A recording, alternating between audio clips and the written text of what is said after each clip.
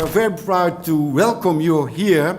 We, that's Maastricht and the Euregio, we want to get the title of European Capital of Culture in 2018. We thought it would be a fantastic idea to give you the chance, but also people from this region the chance to meet.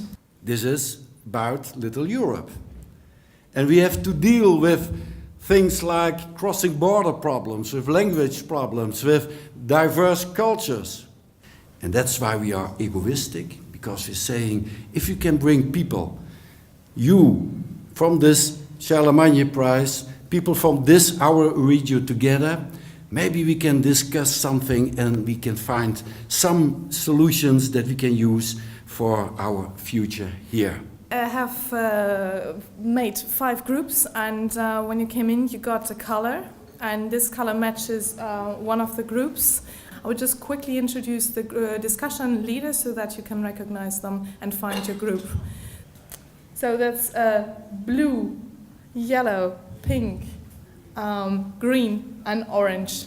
So yeah, let's have our pressure cook discussion and enjoy it. On the other hand, the diverse cultures not connected, so being European, being world citizen, or am I wrong when I come to this summary?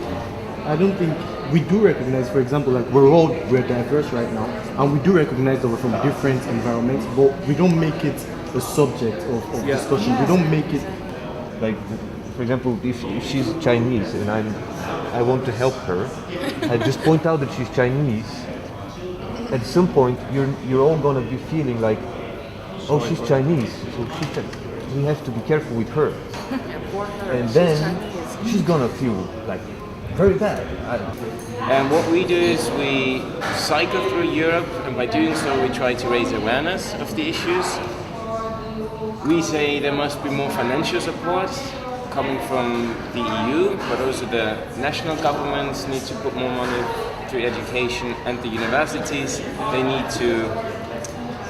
And at the moment the curricula are very strict, and they need to broaden them again. There need to be mobility windows. Or if I go abroad, I don't go there to study exactly that. I go there to gain a different experience. So curricula are too strict. And we try to talk to representatives from universities, but also to local governments. And yeah, by cycling and meeting these people, we're trying to change the mindsets of people and just activate them. The young people don't find it problematic that they don't have influence. And we were really surprised by that. Because what happens now?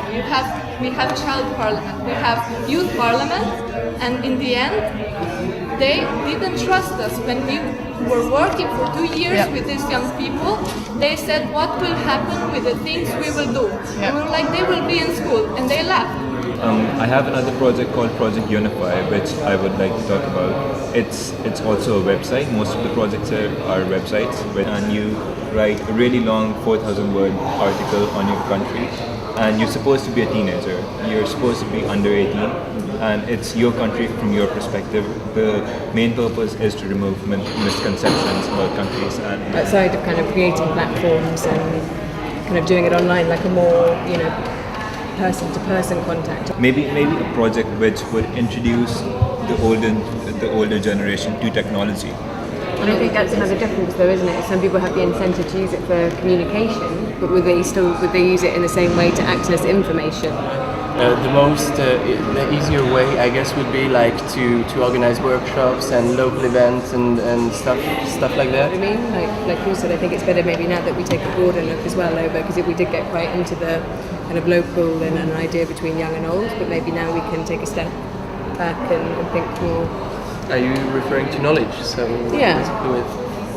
The legal borders in this region are almost non-existent anymore. Right? You can cross the border wherever you want to. Most people, at least. But the mental border, that's the most challenging one. That's the goal of our project, is to get them to go further. And that's probably something we should talk about. And that's why I really like the idea about how we could attract people by focusing on the culture, on how different and beautiful a different culture could be. I was just thinking if we could bring a small part of one, for example, this is one region and this is one region. If we could bring a small part of this region to another region, just a small part, so that it's like a bait for people to feel at home in another place, then I guess that would be easier for them. Another thing that skills, and I think mainly the entrepreneurial thinking and attitude would be very important if you really want support. Now I'm not talking about you need 10,000 euros for something, but now I'm talking about you want to develop yourself or your skill set, you will find someone who will do it and do it for free. Because when you give, you actually get a lot more.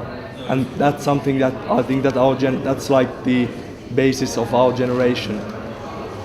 That's also one of the things, like it's entrepreneurial spirit in thinking. It's not a skill set, it's more of a mindset of saying, I have a problem, what do I need to do to solve that problem? And 99% of the time you will solve the problem by asking someone who has already done that. It's progress. Progress is dropping one set of values and picking up another because it's better or because it's more convenient. Yeah, but it's also about the feedback, because you have to make all the times feedback.